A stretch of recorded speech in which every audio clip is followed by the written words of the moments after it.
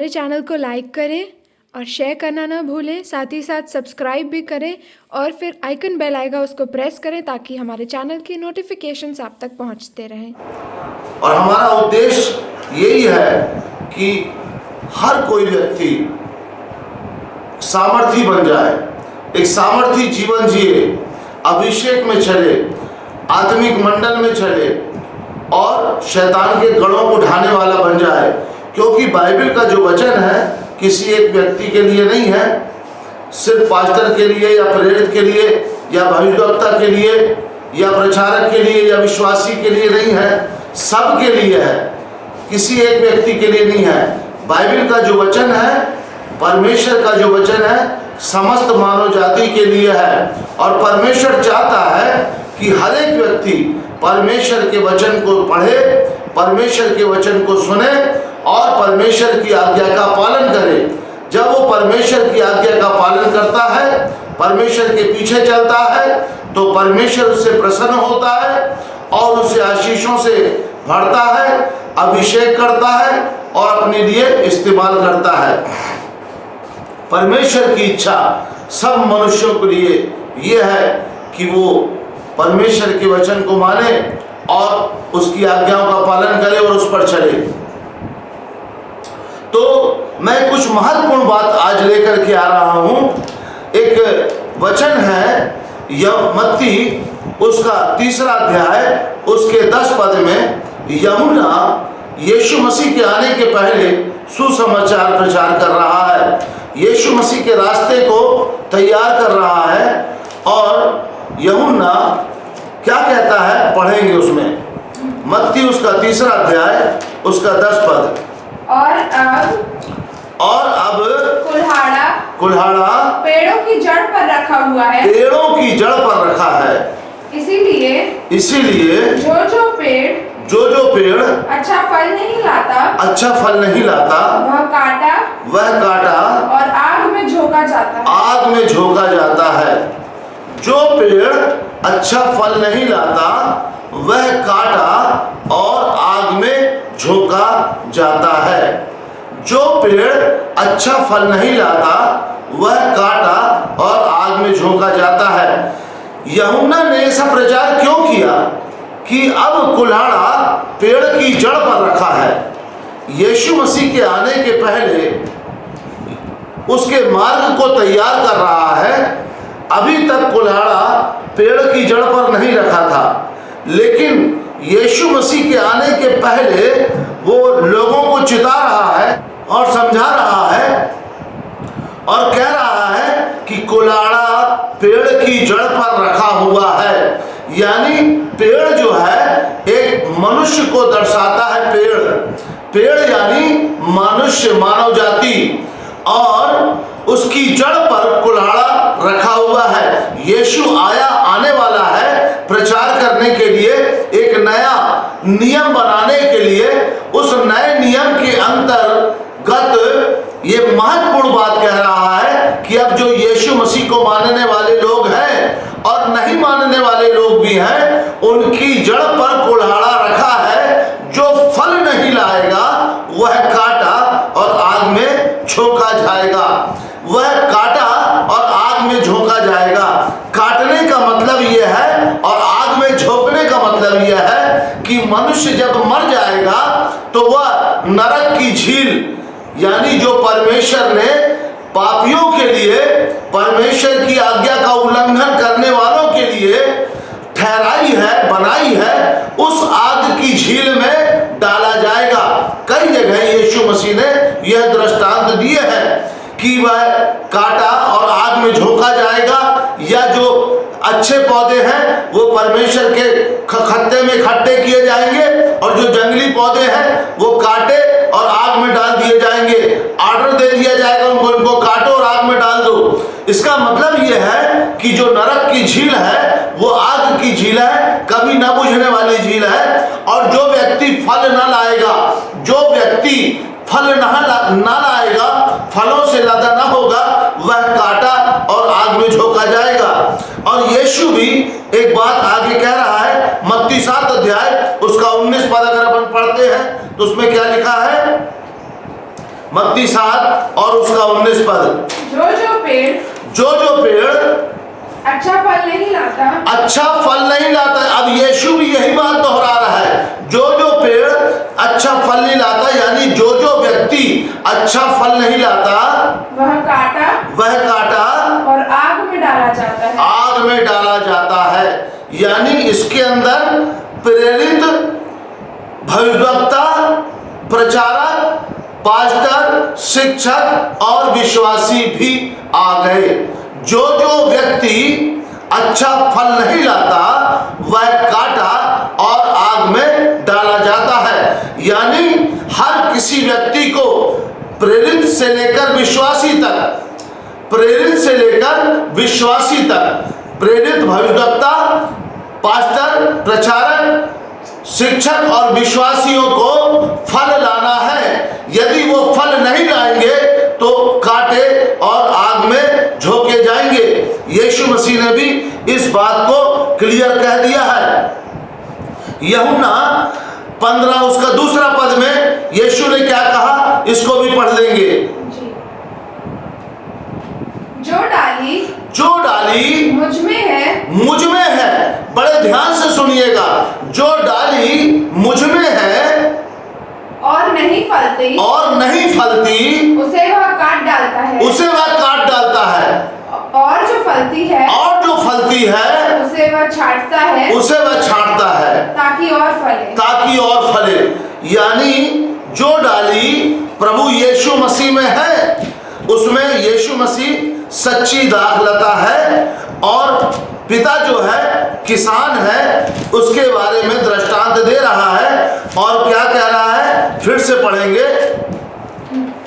जो डाली मुझ में है, यानी जो भी प्रेरित, भविष्यवक्ता, प्रचारक, पास्टर, शिक्षक और विश्वासी प्रभु यीशु मसीह में है और नहीं फलता उसे वह काट डालता है। यानी हम प्रभु यीशु मसीह में हैं, परमेश्वर आश्चर्य कर्म कर रहा है, दुष्ट आत्माओं को निकाल रहा है, बीमारों को चंगा कर रहा है, मुर्दों को जिंदा कर रहा है। विश्वासी लोग पवित्र आत्मा से भरे हुए हैं और अन्य भाषा बोलते हैं, भविष्यवाणी भी करते हैं, सब कुछ कर रहे हैं, बाइबल भी पढ़ते हैं, रात दिन प्रार्थना करते रहते हैं, सब कुछ कर रहे हैं, दान दशमांश देते हैं, बकायदा चर्च जाते हैं, चर्च की आगे की सीट में बैठते हैं, चर्च में उनका एक विशेष स्थान है, चर्च को वो आगे बढ़ करके सपोर्ट करते हैं, सब कुछ करते हैं, यीशु मसीह में है वो। लेकिन यदि वो फलते नहीं है तो क्या कह रहा है, तो उसे वह काट डालता है। यदि फलता नहीं है तो उसे वह काट डालता है, यदि वह फलता नहीं है तो उसे काट डालता है। बड़े ध्यान से सुनिएगा, ये परमेश्वर का वचन बड़े भेद की बात बता रहा है। यीशु मसीह अपने वचन के अंदर, सुसमाचार के अंदर, सुसमाचार यानी यीशु मसीह के मुख से कहा गया वचन, जैसा पिता ने उसे कहा वैसा उसने बोल दिया। और यीशु मसीह कह रहा है कि जो डाली मुझ में है और नहीं फलती वह उसे काट डालता है। यानी प्रेरित को, भविष्यवक्ता को, प्रचारक को, पास्टर को, शिक्षक को और विश्वासियों को, यानी आप सभी को जो विश्वासी हैं, पवित्र आत्मा से भरे हुए हैं, यदि उनके अंदर फल नहीं है, वो फल नहीं लाते हैं तो काट डाले जाएंगे। यीशु मसीह स्पष्ट कह रहा है, वो काटा जाएगा और आग में झोंका जाएगा। आप कितना भी कुछ कर ले, कितनी भी कलीसिया चला ले, कितनी भी कलीसिया, बड़ी कलीसिया से जुड़ जाए, लेकिन फलों का लाना हर किसी व्यक्ति को बहुत जरूरी है। फलों से लगना हर किसी व्यक्ति को जरूरी है। मत्ती 7 अध्याय में प्रभु यीशु मसीह ने क्या कहा, पढ़ेंगे। मत्ती 7 अध्याय उसका 19 पद के बाद से पढ़ेंगे, 20 से पढ़ेंगे। अतः उनके फलों से तुम उन्हें पहचान लोगे। यानी यहाँ पर क्या कह रहा है? अतः उनके फलों से तुम उन्हें पहचान लोगे। किनके फलों से? किनको पहचान लोगे? आप प्रेरित को पहचान सकते हैं फलों से, भविष्यवक्ता को पहचान सकते हैं फलों से, पास्टर को, प्रचारक को, शिक्षक को पहचान सकते हैं फलों से, और विश्वासी को भी फलों से पहचान सकते हैं। यानी हर किसी व्यक्ति को पहचानने के लिए उसके अंदर फलों का होना बहुत जरूरी है। और फिर आगे क्या कहता है? जो मुझसे हे प्रभु कहता है, हे प्रभु कहता है, उनमें से हर एक स्वर्ग के राज्य में प्रवेश ना करेगा।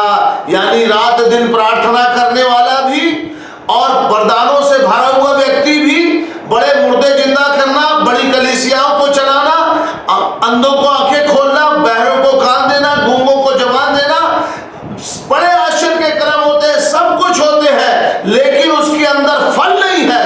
वरदानों के साथ फलों का होना बहुत जरूरी है। तराजू के दो पलड़े होते हैं, एक पलड़ा वरदानों का तो दूसरा पलड़ा फलों का। दोनों को बराबर रहना है।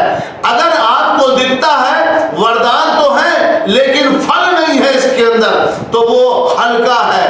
लेकिन फलों से उसे लदा होना चाहिए और वरदानों से भी उसे भरा होना चाहिए। और यहाँ पर क्या कह रहा है? किनके लिए कह रहा है? जो मुझसे हे प्रभु कहता है। प्रार्थना करना, चर्च जाना, बड़ी कलीसियाओं को चलाना, या चर्च के अंदर बड़ा पार्टिसिपेट करना, बढ़ चढ़ कर दान देना, बढ़ चढ़ करके स्थान रखना, और भी बहुत सारी चीजें दान दशमांश दे करके, और भी सब कुछ करना, और सब कुछ करता है।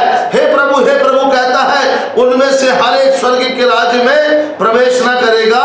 क्या कहता फिर आगे? परंतु वही जो मेरे स्वर्गीय पिता की इच्छा पर चलता है। उस दिन बहुतेरे लोग मुझसे कहेंगे, हे प्रभु क्या हमने तेरे नाम से भविष्यवाणी नहीं की, और तेरे नाम से दुष्ट आत्माओं को नहीं निकाला, और तेरे नाम से बहुत अचंभे के काम नहीं किए? तब मैं उनसे खुलकर कह दूंगा, मैंने तुमको कभी नहीं जाना। हे कुकर्म करने वालों, मेरे पास से चले जाओ। यानी यीशु मसीह पहचानने से इनकार कर देगा जिसके अंदर फल ना होंगे, वो काटा और आग में झोंका जाएगा।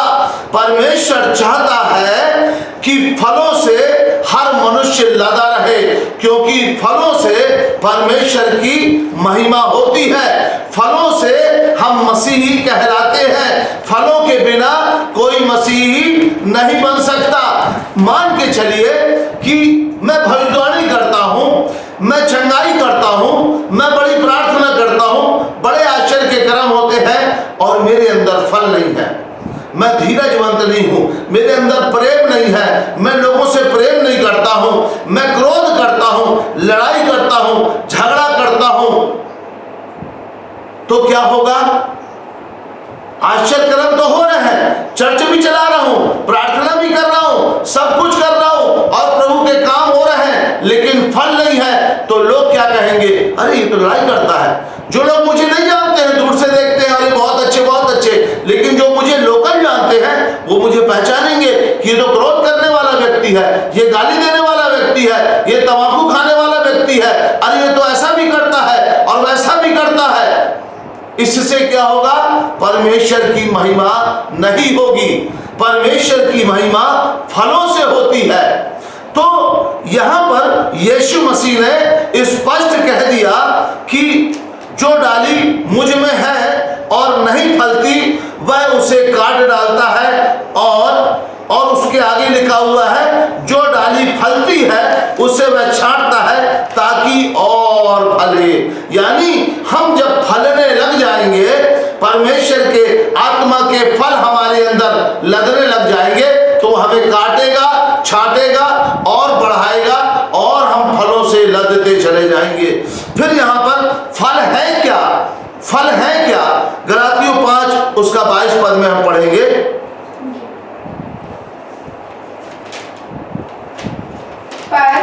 पर आत्मा का फल प्रेम, आनंद, शांति, धीरज और दया, भलाई, विश्वास, नम्रता और संयम है। ये पवित्र आत्मा के 9 फल हैं जो पवित्र आत्मा पाने के बाद जब हम प्रार्थना करते हैं और परमेश्वर की उपस्थिति में शांत बैठते हैं, तब पवित्र आत्मा के फल हम में आते हैं।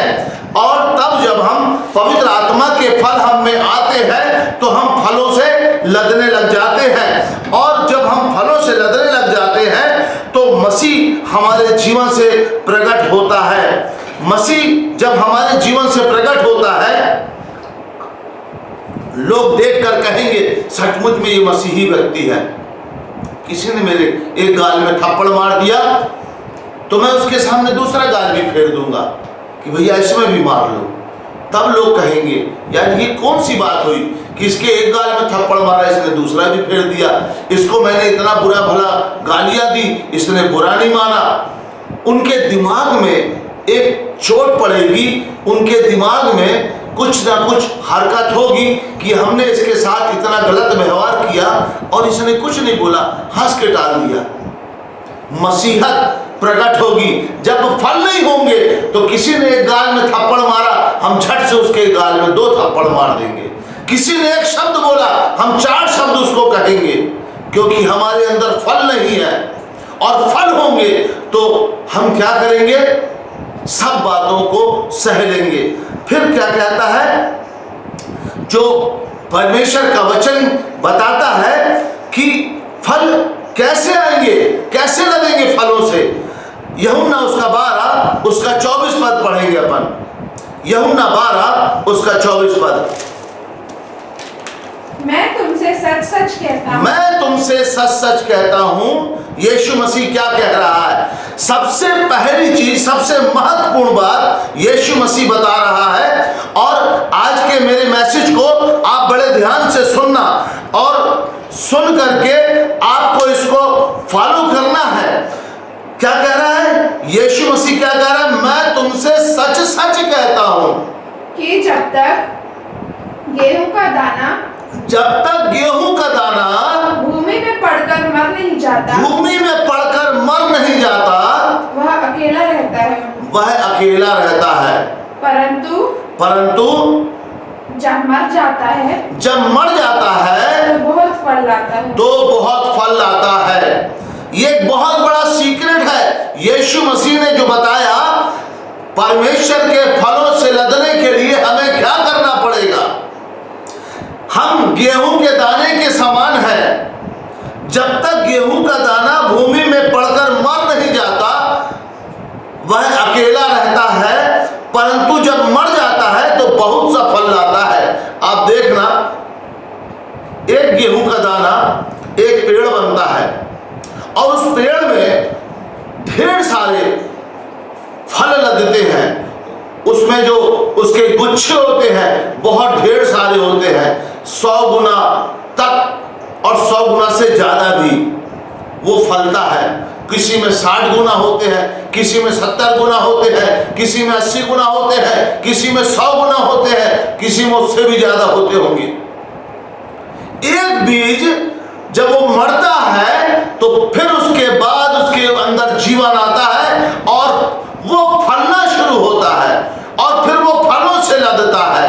ये एक बड़ा सीक्रेट है। यानी अगर आपको फलों से लदना है तो आपको मरना पड़ेगा, अपनी इच्छाओं को मारना पड़ेगा, अपनी अभिलाषाओं को मारना पड़ेगा, अपनी आंखों को मारना पड़ेगा, अपनी आंखों को अंधा करना पड़ेगा, अपने हाथों को काटना पड़ेगा गलत काम करने से, आंखों को अंधा इसलिए करना पड़ेगा बुरा देखने से, अभिलाषाओं को देखने से, जिनको वो देखकर उसके अंदर अभिलाषा उत्पन्न होती थी, चाहे वो किसी स्त्री की हो, किसी लड़की की हो, किसी लड़के की हो, किसी वस्तु की हो, किसी घर की हो, किसी मोबाइल की हो, किसी घड़ी की हो, किसी कपड़े की हो, चाहे कोई भी चीज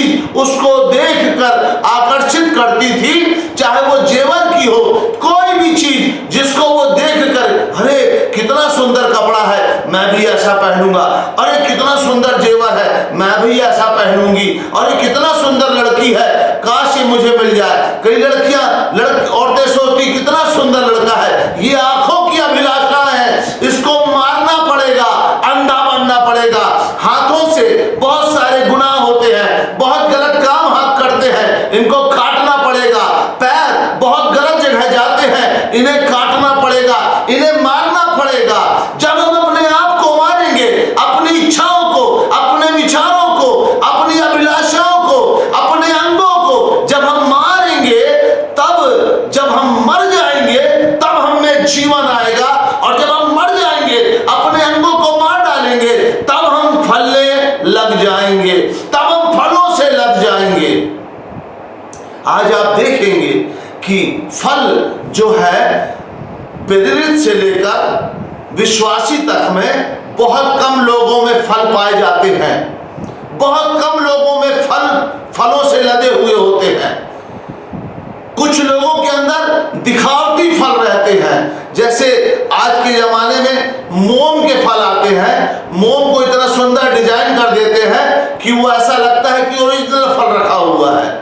उसको इतना सुंदर कलर कर देते हैं कि बड़ा सुंदर फल रखा हुआ है, और वो धोखा खा जाते हैं लोग। आज भी लोग बहुत सारे धोखा खाते हैं। कुछ पास्टर आएंगे, इतना मीठा मीठा बोलेंगे, अरे ब्रदर, अरे सिस्टर, मैं क्या बताऊं, ऐसा और वैसा। लोग इतने उनसे प्रभावित हो जाएंगे और कहेंगे सचमुच में कितना प्रेमी प्रभु का दास है ये, कितना प्रेमी विश्वासी है ये, कितना प्रेमी प्रेरित है ये, इसके अंदर बड़ा प्रेम है, बड़ा अपनापन है। और वो दिखावे का रहता है, एक्चुअल में वो फल नहीं होते हैं। तो जब तक मनुष्य मरेगा नहीं, अपनी इच्छाओं को मारेगा नहीं, अपनी अभिलाषाओं को नहीं मारेगा, अपनी आंखों को नहीं मारेगा, अपने अंगों को नहीं मारेगा, तब तक वो फलेगा नहीं। और ऐसा करना बहुत कम लोग चाहते हैं कि वो अपने आप को इस पृथ्वी पर मार डालें। वो कहते हैं कि हम इस पृथ्वी पर आए हैं, सुख भोगना चाहते हैं, हम सुख पाना चाहते हैं, आनंद मनाना चाहते हैं, मनोरंजन करना चाहते हैं, सब चीजों से तृप्त होना चाहते हैं, एक विलासतापूर्ण जीवन जीना चाहते हैं। उसके लिए वो तमाम साधन करते हैं, लेकिन अपने आप को मारना कोई नहीं चाहता। और यीशु कह रहा है कि जब तक मैं तुमसे सच सच कहता हूं, झूठ नहीं कहता, 2 बार कह रहा, सच सच कहता हूं कि जब तक गेहूं का दाना भूमि पर पड़कर मर नहीं जाता, वह अकेला रहता है, परंतु जब वह मर जाता है तो बहुत सा फल लाता है। यानी अगर कोई व्यक्ति अपने आप को आज से मारना शुरू कर दे, अपनी इच्छाओं को, अपनी अभिलाषाओं को, जो दिया है परमेश्वर ने, उसमें वो संतुष्ट रहे। यदि तेरे पास खाने और पहनने को है, उसी पर संतोष करना। संतोष सहित भक्ति बड़ी कमाई है, तो जो है उसके पास उस पर ही संतोष करे। मेरे पास पहले मेरे अंदर बहुत बड़े बड़े मोबाइल थे, मेरे पास उस समय पैसा नहीं हुआ करता था। मेरे को एक मोबाइल मिला, बड़ी मुश्किल में मैंने छोटा सा सैमसंग का मोबाइल लिया स्टार्टिंग में, और मैं मोबाइल के द्वारा मिनिस्ट्री करता था। और मेरे अंदर बड़ी अभिलाषा होती थी कि मैं बड़ा मोबाइल लेना चाहता हूं, ये हैंग भी करता है, बहुत छोटा, इसमें स्पेस कम है, मेमोरी कम है। और मेरे अंदर बड़ी अभिलाषा होती थी, जब भी मैं देखता था मैं आकर्षित होता था। मैंने अपने अंगों को मारा, जो मेरे अंदर अभिलाषा, जब मैं सांसारिक व्यक्ति था, मुझे जो पसंद आता था मैं खरीद लेता था। कोई भी चीज नई मार्केट में आई, वो लॉन्च हुई, मैं उसे सबसे पहले खरीद लेता था। और मेरे अंदर बहुत अच्छी अभिलाषाएं हुआ करती थी। लेकिन जब मैं मसीह में आया तो मैंने देखा कि ये तो अभिलाषा है, इसे मुझे मारना पड़ेगा। मेरे पास जो है मैंने उसी में संतोष करना सीखा, उसी में संतोषी बन गया। और मैंने अपनी इच्छाओं को, अपनी अभिलाषाओं को मार डाला, अपने खर्चों को काट डाला। कोई भी, सब खर्चे बंद कर दिए मैंने, कोई भी फिजूल खर्ची नहीं, कोई भी बाहर का कुछ खाना पीना नहीं, कोई भी ऐसी काम नहीं करता था। जो है, जितना है उतने में मैंने संतोषी रहना सीखा। अपनी आंखों को, अपने विचारों को, अपने हाथों को, अपने पैरों को, अपने हृदय को, अपने मन को, सब चीज को मैंने क्या किया, नियंत्रण किया और संकुचित कर दिया। उन्हें सिकोड़ दिया, खत्म कर दिया कि मुझे अब प्रभु के लिए जीना है और प्रभु के लिए मरना है। मुझे अब ये जीवन जो बचा है मेरे पास, ये पूरा सिर्फ प्रभु के लिए है। और मैंने क्या दुनिया से मोह को खत्म कर दिया। मेरे पास कोई भी दुनिया का मोह नहीं था, न किसी वस्तु से मेरा मोह था, न गाड़ी से, न मोबाइल से, न पैसे से, न धन संपत्ति से, किसी चीज से मेरा मोह नहीं है। सब चीज को मैंने त्याग दिया। और तब आज मैं बड़ा संतोषी हूं। मेरे पास है तो मुझे कोई दिक्कत नहीं, और नहीं है तो मुझे कोई दिक्कत नहीं। मैं विचलित नहीं होता, मैं परेशान नहीं होता, मुझे किसी प्रकार की कोई तकलीफ नहीं होती। लेकिन परमेश्वर मेरा मुझे संभालता है और सब कुछ पूरा करता है। और यहाँ पर यीशु मसीह ने क्या किया, कहा कि जब वो मर जाता है तब बहुत सा फल लाता है। तो हमें भी यदि फल लाना है तो मरना पड़ेगा, अपने आप को मारना पड़ेगा, अपने अंगों को मारना पड़ेगा, अपने अंगों को काटना पड़ेगा, यदि हम स्वर्ग के राज्य में प्रवेश करना चाहते हैं तो। फिर आगे कहता है, उसका 25 वर्ष में कहता है, यूहन्ना 12 उसका 25, जो अपने प्राण को प्रिय जानता है। ये वचन प्रेरित, भविष्यवक्ता, प्रचारक, पास्टर, शिक्षक और विश्वासी सब के लिए है। क्या कह रहा है, जो अपने प्राण को प्रिय जानता है वह उसे खो देता है, वह उसे खो देता है। जो अपने प्राण को प्रिय जानता है वह उसे खो देता है। यानी जिस वस्तु को भी वो प्रिय जानेगा उसे खो देगा वो। और क्या कह रहा है, और जो इस जगत में अपने प्राण को अप्रिय जानता है, अपने प्राण को अप्रिय जानता है, वह अनंत जीवन के लिए उसकी रक्षा करेगा। वह अनंत जीवन के लिए उसकी रक्षा करेगा। अपने प्राण को अप्रिय जानता है। इच्छाएं और अभिलाषाएं प्राण में होती है। अभिलाषाएं और इच्छाएं प्राण में होती हैं। और हम अगर अपने आप को अप्रिय जानते हैं तो हमारी परमेश्वर क्या करेगा, रक्षा करेगा। काहे के लिए, अनंत जीवन के लिए रक्षा करेगा। और फिर क्या कह रहा है 26 वर्ष में, यदि कोई मेरी सेवा करे, यदि कोई मेरी सेवा करे तो मेरे पीछे हो ले, मेरे पीछे हो ले। यीशु की सेवा करना अगर कोई चाहता है तो यीशु के पीछे हो ले। और जहाँ मैं हूँ वहाँ मेरा सेवक भी होगा, वहाँ मेरा सेवक भी होगा। यानी यदि कोई यीशु की सेवा करना चाहता है तो अपने आप को उसे मारना पड़ेगा। और जब वो मरेगा बहुत सारा फल लाएगा। और फिर उसके बाद अपने प्राण को उसे अप्रिय जानना है, अपने प्राण को उसे अप्रिय जानना है और यीशु के पीछे चलना है। और जब वो ऐसा करके यीशु के पीछे चलेगा तो यीशु कहता है जहां मैं हूं वहां वह भी रहेगा।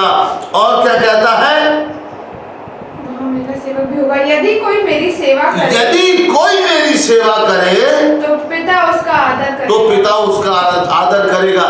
यानी इन 3 आयतों के अंदर बहुत गहरा रहस्य छिपा हुआ है। और ऐसा सेवक यदि आप बनते हैं, अपने आप को मार डालते हैं, अपने आप को इस पृथ्वी पर खत्म कर देते हैं, अब मैं जीवित नहीं रहा लेकिन मसीह यीशु मुझ में जीवित है, अब मैं संसार की दृष्टि में और संसार मेरी दृष्टि में मानो क्रूस पर चढ़ाए जा चुके हैं। यदि हम अपने आप को मार देते हैं, जैसा पौलुस, पतरस, यूहन्ना, यीशु के चेलों ने किया, उन्होंने अपने काम धंधे बिजनेस को छोड़ा और यीशु के पीछे हो लिए और यीशु की सेवा करने के लिए उन्होंने अपना जीवन निर्वाह कर दिया और अपने जीवन को यीशु को दे दिया। ऐसा सेवक यीशु चाहता है कि जो पूरी रीति से अपने को मार करके आए, यीशु के पीछे हो ले, तब यीशु के साथ वह स्वर्ग में होगा। जहां यीशु है वहां पर वो होगा। सेवक, हर किसी व्यक्ति को सेवकाई सौंपी गई है बाइबल के अंदर। सिर्फ प्रेरित को नहीं, सिर्फ भविष्यवक्ता को नहीं, सिर्फ प्रचारक को नहीं, सिर्फ पास्टर को नहीं, सिर्फ शिक्षक को भी नहीं, हर विश्वासी के पास सेवकाई है। हर विश्वासी को सेवा करनी है यीशु की। हर विश्वासी को रिस्पॉन्सिबिलिटी दी है यीशु ने।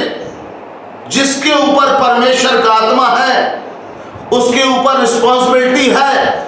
लूका 4:18-19 पढ़ लेंगे जल्दी से। लूका 4:18 उसका 19 पद। हाँ। प्रभु का आत्मा मुझ पर है। प्रभु का आत्मा मुझ पर है कि उसने, अब जिसके ऊपर परमेश्वर का आत्मा है, ये वचन उसके लिए है जिसने परमेश्वर की आत्मा को प्राप्त किया है, पवित्र आत्मा से भरा हुआ है। प्रभु का आत्मा मुझ पर है कि उसने कंगालों को सुसमाचार सुनाने के लिए मेरा अभिषेक किया है। और मुझे इसलिए भेजा है कि बंधुओं को यानी शैतान के जो बंधुए हैं उनको, बंधुओं को छुटकारे का और अंधों को दृष्टि पाने का सुसमाचार प्रचार करूं और कुचले हुओं को छुड़ाऊं और प्रभु के प्रसन्न रहने के वर्ष का प्रचार करूं। प्रभु का आत्मा जिसके ऊपर है उसके पास ये रिस्पॉन्सिबिलिटी है, उसको ये जवाबदारी दी गई है, उसे ये काम करना पड़ेगा। और हम आगे पढ़ते हैं, यीशु की आज्ञा क्या है? यीशु की आज्ञा यूहन्ना 15 और उसका 16 पद में पढ़ेंगे। यूहन्ना 15 उसका 16 पद में यीशु मसीह ने क्या कहा? तुमने मुझे नहीं चुना परंतु मैंने तुम्हें चुना है और तुम्हें ठहराया ताकि तुम जाकर फल लाओ और तुम्हारा फल बना रहे कि तुम मेरे नाम से जो कुछ पिता से मांगो वह तुम्हें दे। यानी यीशु मसीह की आज्ञा है कि तुम जाओ और बहुत सारा फल लाओ, और जब फल तुम लेकर के आओगे तो तुम्हारा फल तुम में बना रहेगा और जो कुछ तुम पिता से मांगोगे वो मिल जाएगा, जो कहोगे वो हो जाएगा। परमेश्वर का दास चार्ल्स फिन्नी ने स्कॉटलैंड मांगा, परमेश्वर ने उसको स्कॉटलैंड दे दिया, पूरा देश दे दिया। उस देश में रिवाइवल आ गया, वहां शराब की दुकानें बंद हो गई, दारू और वेश्याखाने बंद हो गए और दारू के अड्डे बंद हो गए, पान बीड़ी सिगरेट तंबाकू सब बंद हो गया, लड़ाई झगड़े बंद हो गए, जेलें बंद हो गई, सब कुछ बंद हो गया, वहां रिवाइवल आ गया। परमेश्वर ने उसे स्कॉटलैंड दे दिया। जब हम भी जब हम फल को लेकर के आएंगे, बहुत सारे फलों को लाएंगे, परमेश्वर से जो मांगेंगे वो हमें परमेश्वर दे देगा, चाहे कुछ भी हो वो हमें दे देगा। यीशु मसीह ने किसी विशेष चीज के लिए नहीं बताया कि ये दे देगा। क्या लिखा है?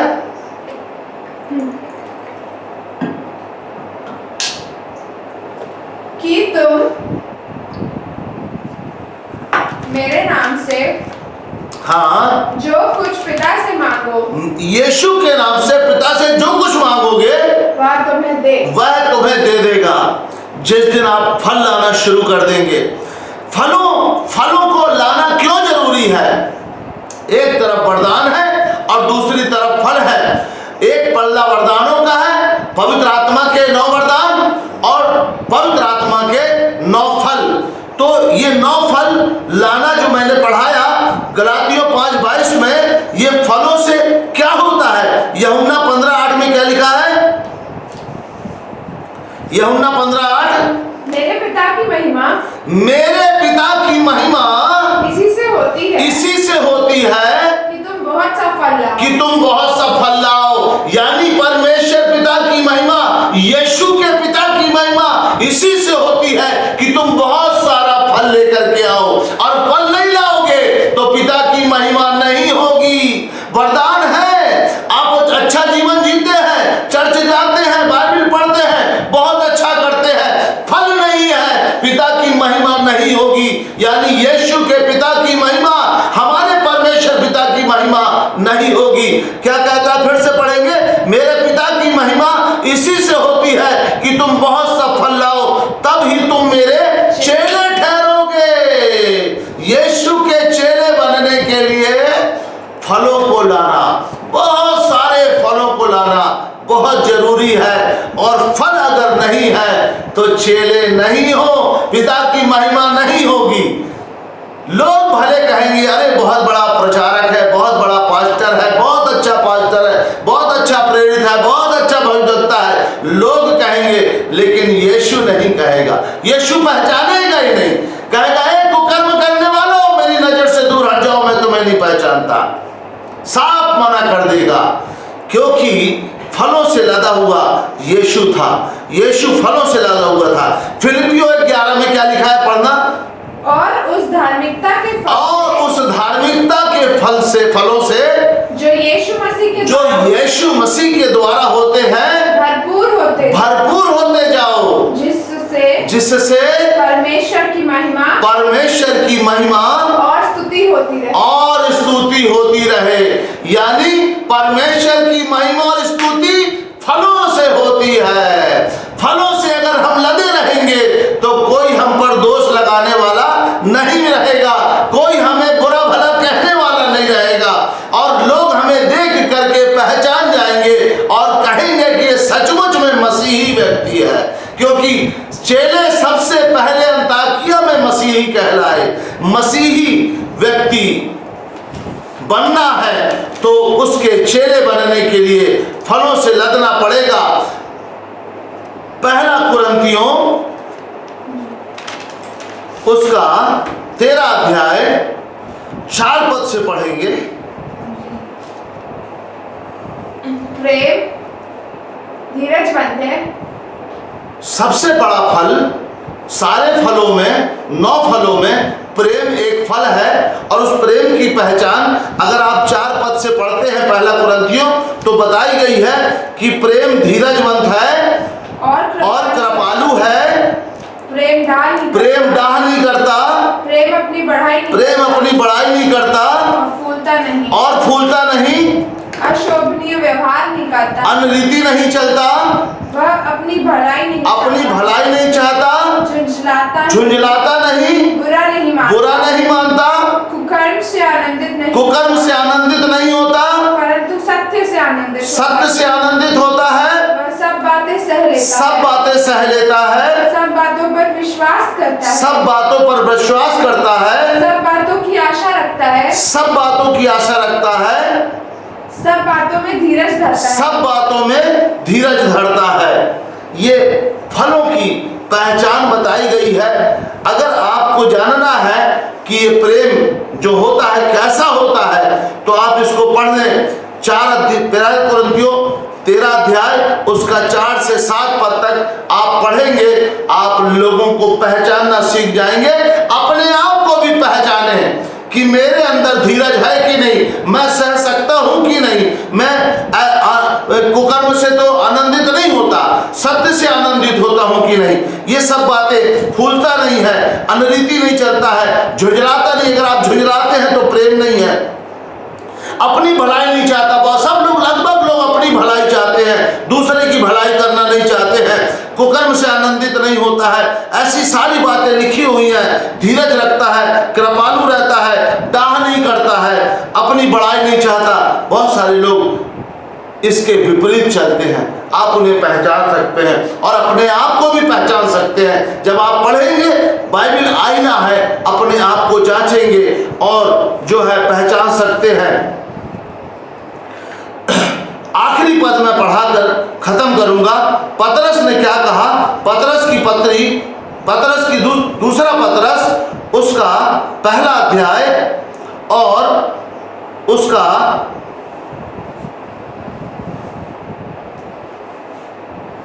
8 4 पद से पढ़ेंगे। जिनके द्वारा हाँ उसने हमें बहुमूल्य हाँ और बहुत ही बड़ी प्रतिज्ञाएं दी हैं, जिसके द्वारा यानी परमेश्वर पिता ने प्रभु यीशु मसीह के द्वारा बहुमूल्य और बहुत बड़ी प्रतिज्ञाएं दी हैं, ताकि इनके द्वारा तुम उस सड़ाहट से छूटकर जो संसार में बड़ी अभिलाषाओं से होती है ईश्वरीय स्वभाव के सहभागी हो जाओ। यानी ये जो 9 फल है ये ईश्वरीय स्वभाव को प्रदर्शित करते हैं। ये 9 फल प्रभु यीशु मसीह के स्वभाव को प्रदर्शित करते हैं। हमारा स्वरूप इन फलों को लदने के बाद मसीह के जैसा हो जाता है। हमारा स्वभाव इन फलों से लदने के बाद मसीह के जैसा हो जाता है। ईश्वरीय स्वभाव के सहभागी हो जाओ। क्या लिखा है? और इसी कारण तुम सब प्रकार का यत्न करके अपने विश्वास पर सद्गुण और सद्गुण पर समझ और समझ पर संयम और संयम पर धीरज और धीरज पर भक्ति और भक्ति पर भाईचारे की प्रीति और भाईचारे की प्रीति पर प्रेम बढ़ाते जाओ। क्योंकि यदि ये बातें तुम में वर्तमान रहे और बढ़ती जाएं तो तुम्हें हमारे प्रभु यीशु मसीह की पहचान में निकम्मे और निष्फल ना होने देंगी। यदि आप फलों से लदे हैं और इन बातों में ईश्वरी स्वभाव को आपने पहन लिया है, ईश्वर स्वभाव के सहभागी हो गए, तो आपको निकम्मे और निष्फल होने न देगी। और आगे लिखा हुआ है 11 पद में, वरन 9 पद को पढ़ेंगे जी। क्योंकि जिसमें यह बातें नहीं है वह अंधा है और धुंधला देखता है और अपने पूर्वकालिक पापों से पिछले पापों से धुलकर शुद्ध होने को भूल बैठा है। यानी जिसके अंदर फल नहीं है, ईश्वरी स्वभाव नहीं है, वो क्या कह रहा है? अंधा हो गया है, धुंधला देखता है और पापों से धुलकर शुद्ध होने को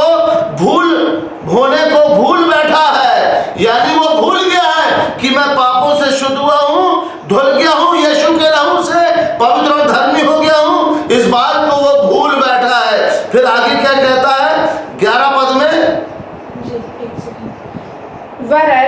वरन इस रीति से तुम हमारे प्रभु और उद्धारकर्ता यीशु मसीह के अनंत राज्य में बड़े आदर के साथ प्रवेश करने पाओगे। यानी अगर फलों से लदे हुए हैं तो पतरस कह रहा है कि बड़े आदर के साथ प्रवेश करने पाओगे, और अगर फल नहीं है तो कांटे और आग में झोंके जाएंगे। फलों से लदने के लिए मैंने सीक्रेट बताया है। क्या है? उसका 12 का 24 पद में लिखा है, अपने आप को मारना पड़ेगा और भक्ति का जीवन जीना पड़ेगा, और जो पवित्र आत्मा से भरे हुए हैं उनके लिए बातें हैं ये। जो पवित्र आत्मा से भरते हैं वो फलों से लदते हैं, और फलों से लदने के लिए उसे अपने आप को मारना पड़ेगा, भक्तिमय जीवन के साथ जीवन जीना पड़ेगा, और अन्य भाषा बोलने के बाद शांत बैठना पड़ेगा, शून्य अवस्था में जाना पड़ेगा। जब परमेश्वर की उपस्थिति उसके अंदर आएगी तो परमेश्वर के साथ उसके गुणों को और उसके फलों को मिलाएगी। और जब हम शांत बैठ जाते हैं, अन्य भाषा बोलने के बाद जब शून्य अवस्था में चले जाते हैं, तो हमारी सांसें भारी हो जाती है, सांसें बहुत तेज चलने लगती हैं, और बॉडी में कंपन आता है, थरथराहट आती है, यूं थर थर थर थर बॉडी कांपेगी और कंपन आएगा और पसीना छूटेगा और ऐसा लगेगा किसी ने लैमिनेट कर दिया है और किसी बड़े भट्टे के पास बैठा दिया है। इतना ज्यादा गर्मी की, तपन की महसूस होगी वहां पर जब परमेश्वर की उपस्थिति आएगी और सांस बहुत तेज चलेगी। ऐसे सांस ऑटोमेटिक तेज चलने लग जाएगी। आप समझ जाए कि परमेश्वर की उपस्थिति मेरे अंदर आ गई है। और उस उपस्थिति में जितना ज्यादा देर बैठ सकते हैं उतना ज्यादा देर बैठना है आपको और शून्य करके अपने मन को, इसमें कोई विचार भी ना आए, कोई प्रेजिंग, कोई स्तुति, कोई प्रशंसा, कोई अन्य भाषा, कोई वचन, कोई भी बातें, कुछ भी ना आए। जब आप शून्य कर देंगे तब परमेश्वर की उपस्थिति आपके अंदर आएगी और जब परमेश्वर की उपस्थिति आएगी तो उसके गुणों को, उसके फल को, उसके स्वभाव को लाएगी और आपका जीवन, आपका स्वभाव बदलता चला जाएगा। अंश अंश करके बदलते चले जाएंगे। प्रभु के तेज का जब हम ध्यान करते हैं तो हम भी वैसे ही होने लगते हैं और हमारा तेज अधिकाधिक बढ़ने लगता है और यह तेज उस पवित्र आत्मा से प्राप्त होता है, ऐसा करके लिखा हुआ है। तो आपने क्या करना है? अन्य भाषा बोलना है। अन्य भाषा बोलने के बाद शांत अवस्था में बैठना है। तब आपके जीवन में आप खुद देखेंगे, प्रैक्टिकल कर सकते हैं, आपको खुद पता चलेगा कि क्या हो रहा है। अद्भुत होता है, अद्भुत होगा आपके साथ और तब फल आएंगे। और आज फलों के ना होने से परमेश्वर की महिमा नहीं हो रही है।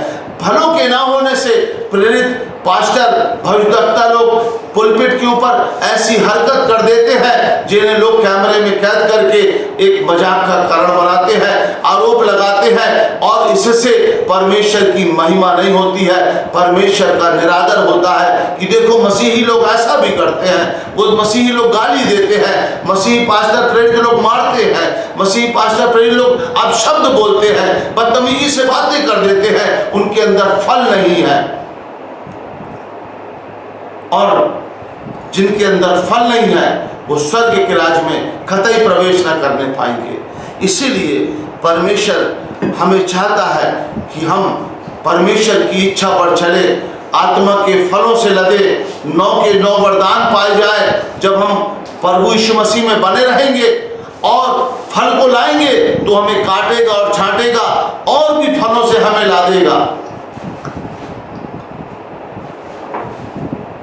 प्रभु यीशु मसीह की महिमा हो। परमेश्वर अपने वचन के पढ़े जाने और सुने जाने पर आशीष दे और जो वचन परमेश्वर का आज आपके सामने आया है इससे सभी देखने वाले आशीषित हो और उनके जीवन बदल जाए और यीशु के पास सच्चाई और भक्ति के साथ आए और फलों से लदते चले जाए। प्रभु यीशु मसीह की महिमा हो। God bless you. जय मसीह की।